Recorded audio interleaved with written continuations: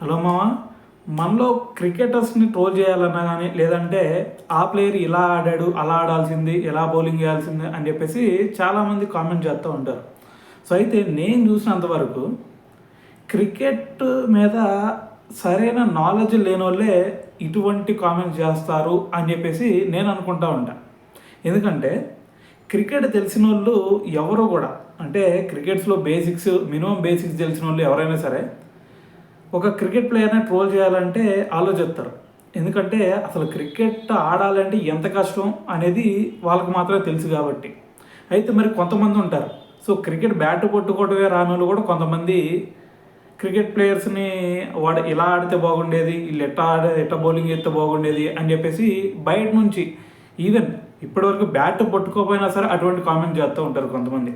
అయితే ఇటువంటి సిచ్యువేషనే మనకి మొన్న మ్యాచ్లో హార్దిక్ పాండ్యా మీద జరిగింది.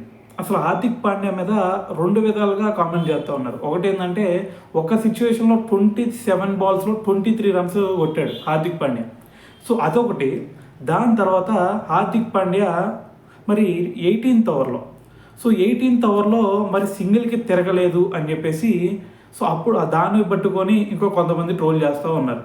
అయితే మరి ఫస్ట్ దాని గురించి కనుక మనం ఒకసారి మాట్లాడితే, ఫస్ట్ 27 బాల్స్లో 23 రన్స్ కొట్టాడు.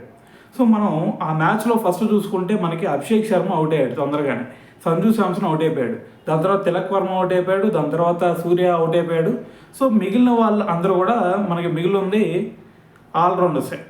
సో మరి వాళ్ళతో పాటు హార్దిక్ పాండ్యా ఒక హిట్టరు. సో మరి మనోడి మీదే మరి ఒక ఫినిషర్ రోల్ కాబట్టి మనోడిది, సో ఖచ్చితంగా మ్యాచ్ ఫినిష్ చేయాలా, దాని తర్వాత మ్యాచ్ని విజయ తీరాలకు చేర్చాలా. సో మరి అటువైపు ఒక పక్కన చూసుకుంటే అందరూ అవుట్ అవుతూ ఉన్నారు. సో మరి మనోడు కూడా అగ్రెసివ్ షాట్లు ఆడి మనోడు కూడా అవుట్ అయ్యాడు అంటే మొత్తం మ్యాచ్ మొత్తం కొలాప్స్. సో మరి ఇటువంటి సిచ్యువేషన్లో మరి మినిమం బేసిక్స్ ఏ అకాడమీలో అయినా సరే నీకు ప్రతి కోచ్ చెప్పేది ఏంటంటే, ఫస్ట్ మ్యాచ్ ఫస్ట్లో నువ్వు కొంచెం స్లోగా ఆడు, దాని తర్వాత మిడిల్లోకి వెళ్ళిన తర్వాత రొటేట్ చేయి, దాని తర్వాత చివరిలోకి వచ్చేసరికి ఒక అగ్రెసివ్ ఇన్నింగ్స్తో ఆడు అని చెప్పేసి ఏ కోచ్ అయినా చెబుతారు. సో ఇవి మినిమం బేసిక్స్. సో అటువంటి గేమ్ ప్లాన్తోనే ఏ క్రికెటర్ అయినా ఆడతాడు. సో మరి ఇదే సినారియో మనకి 2019 ఓడి వరల్డ్ కప్ అప్పుడు న్యూజిలాండ్ మీద మ్యాచ్ మీద ధోనీని కూడా ఇదే విధంగా కామెంట్ చేయడం జరిగింది. సో అప్పుడు కూడా ధోని పక్కన వికెట్లు పడుతున్నాయి, ఇంకా జడేజా అటువైపు షాట్లు ఆడుతుంటే ఇటువైపు ధోని కూడా షాట్లు ఆడాలి అని చెప్పేసి కొంతమంది మాట్లాడుతూ ఉంటారు. సో వాళ్ళకి క్రికెట్ ఏమాత్రం తెలుసో నాకైతే అర్థం కాదు. సో ఇద్దరు కూడా షాట్లు ఆడుతూ ఉంటే ఖచ్చితంగా ఎవరో ఒకరు అవుట్ అవుతారు. తర్వాత మ్యాచ్ సినారియో ఏంది, సో ఒక పక్కన షాట్లు ఆడే బ్యాట్స్మెన్ ఉంటూ ఇంకో పక్కన సింగిల్స్ రొటేట్ చేసే బ్యాట్స్మెన్ కావాలి. సో ఈవెన్ మీకు విరాట్ కోహ్లీ, ఎంఎస్ ధోని ఇద్దరు బ్యాటింగ్ చేసేటప్పుడు కూడా ఒకసారి ఇండియా క్రికెట్ టీంలో మీరు చూస్తే ధోని సింగిల్ తీసేస్తూ ఉంటాడు, అటువైపు విరాట్ కోహ్లీ షాట్లు ఆడుతూ ఉంటాడు. సో ఎటువంటి సినారియోలో ఉన్నా సరే మ్యాచ్ చివరికి వచ్చినప్పుడైనా సరే విరాట్ కోహ్లీ ఒక మంచి ఫామ్లో కనిపిస్తున్నాడంటే ఎంఎస్ ధోని ఫినిష్ చేయడం, సింగిల్ రొటేట్ చేసి ఇచ్చేవాడు. సో ఒకసారి మీరు ప్రీవియస్ మ్యాచ్లు చూసినా సేమ్ సినారియోనే ఉండిద్ది. ఎందుకంటే ఒక ప్లేయరు నించోని సింగిల్ ఆడుతూ ఉండాలి, వికెట్ని కాపాడుతూ ఉండాలి, ఇంకొక ప్లేయర్ కొంచెం షాట్లు ఆడుతూ ఉండాలి. సో నిన్న హార్దిక్ పాండ్యా చేసింది కూడా అదే. సో ఇది క్రికెట్లో బేసిక్ అనమాట ఇది. సో ఇది కూడా తెలియకుండా కొంతమంది కామెంట్ చేస్తూ ఉన్నారు. అయితే నిన్న 27 బాల్స్లో 23 రన్స్ కొట్టాడు అంటే, సో అప్పుడు సినారియో అలా ఉంది, మిగతా నలుగురు కూడా టాప్ ఆర్డర్ మొత్తం కొలాప్స్ అయిపోయింది. సో మరి మనవాడి మీద బాధ్యత పడింది. సో మనోడు కూడా ఊపేశాడంటే, వికెట్ పడిందంటే మ్యాచ్ మొత్తం కొలాప్స్. అందుకని చెప్పేసి చివరి వరకు తీసుకెళ్ళాడు. సో మరి చివరి వరకు తీసుకెళ్ళిన తర్వాత సో మీరు మధ్యలో చూసుకుంటే అక్షర్ పటేల్ కొంచెం స్లోగానే ఆడాడు, వాషింగ్టన్ సుందర్ చూసుకున్నా స్లోగానే ఆడాడు. దాని తర్వాత చివరికి వచ్చిన తర్వాత వాళ్ళిద్దరు అవుట్ అయిపోయారు. ఇద్దరు అవుట్ అయిన తర్వాత మరి మనకి మిగిలింది హార్దిక్ పాండ్యాతో మిగిలింది ఇంకొక బ్యాట్స్మెన్ మాత్రమే. సో అప్పుడు ఆ బ్యాట్స్మెన్కి మరి 18th ఓవర్లో చివరిలో మరి సింగిల్ వచ్చేది, సో డీప్ స్క్వేర్ లెగ్లో సింగిల్ వచ్చేది, కానీ దానికి హార్దిక్ పాండ్యా పరిగెత్తలేదు అని చెప్పేసి, సో తన యాటిట్యూడ్ పక్కన పెడితే బాగుంటుంది, ఓవర్ కాన్ఫిడెన్స్ ఎక్కువైందని చెప్పేసి కొంతమంది మాట్లాడుతూ ఉన్నారు. అయితే ఇక్కడ నాకు ఒకటి చెప్పాలి, సో ఆ బాల్ కనుక సింగిల్ తిరిగాడు అంటే ఇంకా మిగిలేదు మనకి ఎన్ని బాల్స్ ఉంటాయి, సో 12 బంతులు ఉంటాయి. ఆ 12 బంతుల్లో ఒక 2 బంతులన్నా ఆపోజిట్ బ్యాట్స్మెన్కి వెళ్ళిపోతాయి. సో మరి 10 బంతులు మ్యాచ్ని ఫినిష్ చేయాలి. ఎక్కడి నుంచి ఫినిష్ చేస్తాడు? సో మరి ఖచ్చితంగా ఫినిష్ చేస్తాడంటే ప్రతి మ్యాచ్ ఏ బ్యాట్స్మెన్ కూడా ఫినిష్ చేసే సందర్భం ఉండదు.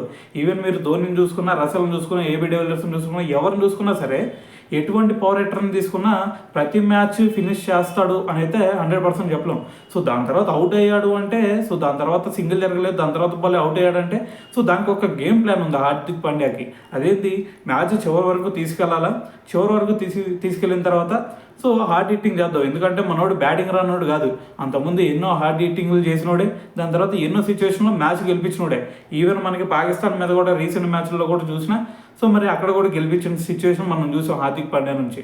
సో మరి ఇటువంటి బ్యాట్స్మెన్కి ఖచ్చితంగా ఒక మైండ్ సెట్ ఉండేది, ఒక గేమ్ ప్లాన్తోనే ఆడతారు ఫస్ట్ నుంచి చివరి వరకు. సో ఏ బ్యాట్స్మెన్ కూడా వచ్చి గట్టిగా ఊపేద్దాం తోపేద్దాం అని ఎవరు కూడా అనుకోరు. సో ప్రతి బ్యాట్స్మెన్కి ప్రతి బౌలర్ కూడా ఒక్కొక్క గేమ్ ప్లాన్ ఉండిద్ది. సో ఆ గేమ్ ప్లాన్కి అనుగుణంగానే వీళ్ళు బ్యాటింగ్ ఆడటం జరిగింది. సో దాంట్లో భాగంగానే ఇప్పుడు హార్దిక్ పాండ్యా కూడా ఫస్ట్లో చూసుకుంటే కొంచెం స్లోగా ఆడాడు, వికెట్ ఆపాలి అని చెప్పేసి. వికెట్స్ ఉంటే చివరిలో హార్డ్ హిట్టింగ్ చేసుకోవచ్చు, అలాంటిది వికెట్లే లేకుండా ఉంటే చివరిలో హార్డ్ హిట్టింగ్ కూడా చేయడానికి వికెట్లో ఉండవు. సో ఇంకా నువ్వు అప్పుడు చేసేది ఏముంటుంది. సో అదే గేమ్ ప్లాను ఇక్కడ ప్రతి హార్డ్ హిట్టర్ కూడా చేసేది ఇదే, చివరి వరకు మ్యాచ్ని తీసుకెళ్తారు. సో మరి అంతకుముందు మరి ధోని ఉన్నప్పుడు మరి ఫస్ట్ నుంచి హార్డ్ హిట్టింగ్ అట్లా చేసేవాడు హార్దిక్ పాండ్యా అంటే, అప్పుడు ఎంఎస్ ధోని రూపంలో ఒక చివరిలో ఆదుకోవడానికి ఉన్నాడు. సో ఇప్పుడు హార్దిక్ పాండ్యా పోతే మరి చివరిలో ఎవరు ఉన్నారు? సో అంత ఎక్స్పీరియన్స్ ఉన్న బ్యాట్స్మెన్ ఉన్నారా? లేరు. సో అంతకుముందు ధోని అప్పుడు చూసుకుంటే ధోనిని చివరిని పెట్టి, మీరు అప్పుడు న్యూజిలాండ్ మ్యాచ్లో కూడా మీరు ఒకసారి చూసుకుంటే ధోనిని చివరిని పెట్టారు. ఎందుకు పెట్టారు? సో ధోనిని ముందు పంపిస్తే మ్యాచ్ గెలిచేదేమో అని చెప్పేసి కొంతమంది మాట్లాడుతూ ఉంటారు. సో ధోని ముందు వచ్చాడంటే మరి హార్దిక్ పాండ్యా వెనకుండాలి. సో ఇద్దరిలో ఎవరో ఒకరు ముందు రావాలి. అందుకని చెప్పేసి ధోనికి మ్యాచ్ ఫినిషింగ్ చేసిన సందర్భాలు చాలా ఉన్నాయి కాబట్టి, సో ఒక ఎక్స్పీరియన్స్ బ్యాట్స్మెన్ కాబట్టి చివరిలో పెట్టారు, చివరిలో ఎలాగైనా సరే గెలిపెత్తాడు అని చెప్పేసి. సో హార్దిక్ పాండ్యాని ముందెందుకు పంపించారు? సో కొంచెం స్కోర్ కొడితే, సో కొంచెం స్కోర్ని ముందుకు తీసుకెళ్తే, సో దాని తర్వాత కొట్టాను కొడతాడు, దాని తర్వాత చివరిలో ధోని చూసుకుంటాడు అని ఒక గేమ్ ప్లాన్ ఇదంతా. సో ఖచ్చితంగా ఇలానే జరిగిద్ది అనేది ఉండదు. సో ప్రతి కోచ్కైనా ప్రతి కెప్టెన్కి ఏదో ఒక గేమ్ ప్లాన్ ఉండిద్ది. ఆ గేమ్ ప్లాన్కి అనుగుణంగా వీళ్ళు ఆడటం జరిగింది.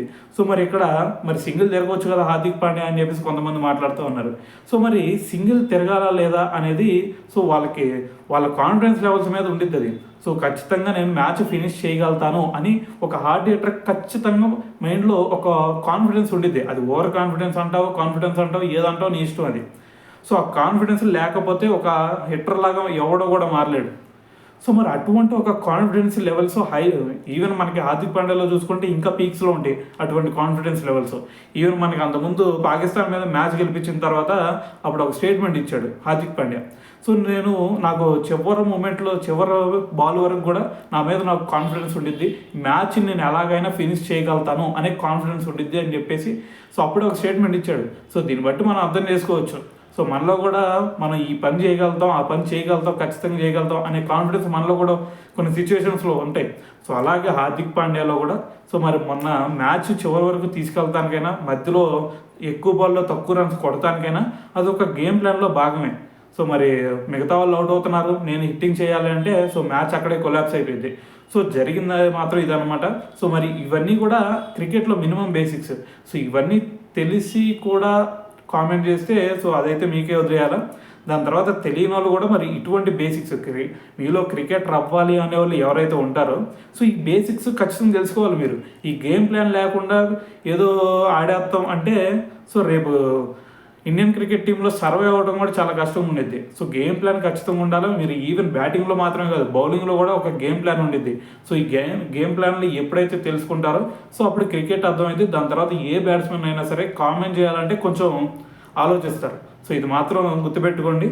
సో అయితే మరి దీని గురించి మరి మీరేమనుకుంటున్నారు అనేది కింద కామెంట్ చేసేయండి.